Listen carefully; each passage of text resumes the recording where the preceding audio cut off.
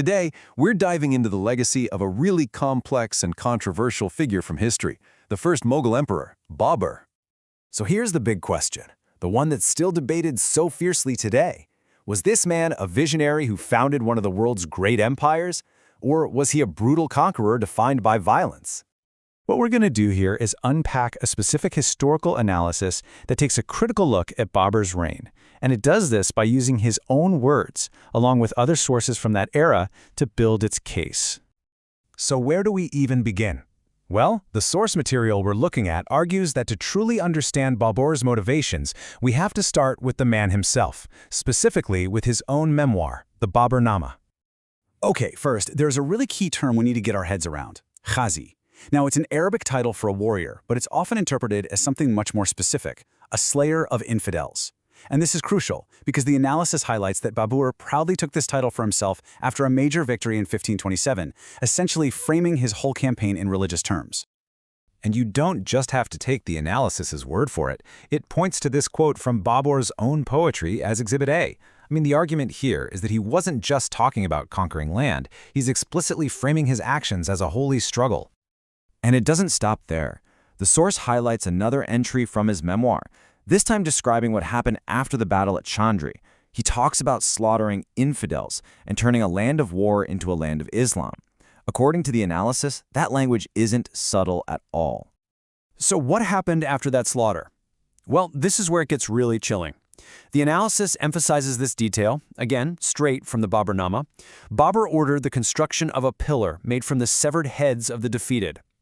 For the scholars in our source, this isn't just random battlefield brutality, it was a documented, symbolic act of terror. This all leads us directly to one of the most contentious parts of his reign, as presented in this analysis, the destruction of temples. The core claim here is pretty stark. The analysis says that in 1528, Babur's forces destroyed the temple at Ram Babumi, believed to be the birthplace of the deity Ram, and then built a mosque right on its foundations. Now, the source doesn't just rely on one account. It cites later observers, like the European traveler Joseph Tiefenthaler. He was there over 2 centuries later, sure, but he wrote down what the local tradition said, that the mosque had been built using pillars from the destroyed Hindu temple. And this is where it gets really interesting, because we jump from historical accounts to modern evidence. The source heavily relies on the Archaeological Survey of India's excavations beneath the mosque site. What they found, pillars with Hindu designs, a massive underlying wall, a 12th century inscription, is all presented as physical proof of a pre-existing temple. And the analysis argues Ayodhya wasn't just a one-off thing. It also points to the destruction of another temple in Sambhal by one of Babur's top generals, suggesting this was a deliberate pattern.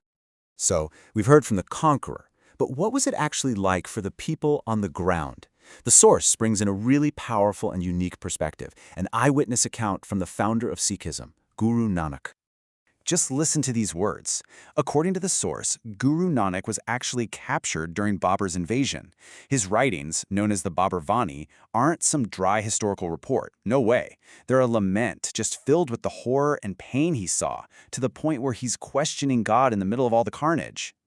Guru Nanak's account details the raw human cost of the invasion.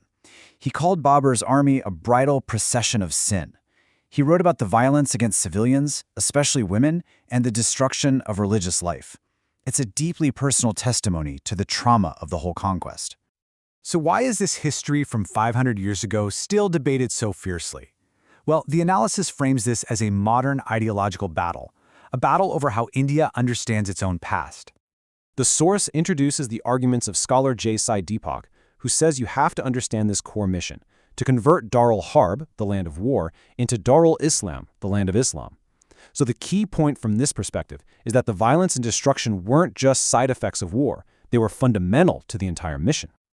Next, the analysis turns to historian Vikram Sampath.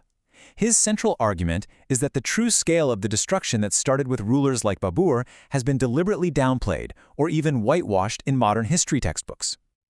To give you a sense of the scale Sampath is talking about, the source cites this staggering number. His research points to estimates that as many as 40,000 Hindu temples were destroyed over the entire period of Islamic rule in India, a process that Babur's invasion really kicked into high gear. The third key scholar highlighted is Dr. Meenakshi Jain. As presented in the source, her work is all about countering what she calls historical denial by using a really rigorous evidence-based approach. And this is how she builds her case, according to the source. It's not about just one piece of evidence, but about connecting the dots from multiple, independent streams, archaeological reports, accounts from foreign travelers, literary sources from the period, and even records from the British administration. Which brings us to the final, crucial question: why does a debate about a 16th century ruler matter so much today? It's all about legacy, and about what we as a society choose to remember. So, to quickly recap the main conclusions from the analysis we've just examined, it argues that temple destruction was a systematic policy, that mass violence was documented by everyone involved, that the scale of it all was enormous, that this history has been actively suppressed, and finally, that the result of all this is a deep, unaddressed trauma passed down through generations. And that leaves us with this final, big question. The source material presents a really painful and brutal version of the past. It forces us to ask, what is the point of remembering history like this? Is it to heal, to learn, or to avoid repeating the mistakes of the past? That's a question for all of us to consider.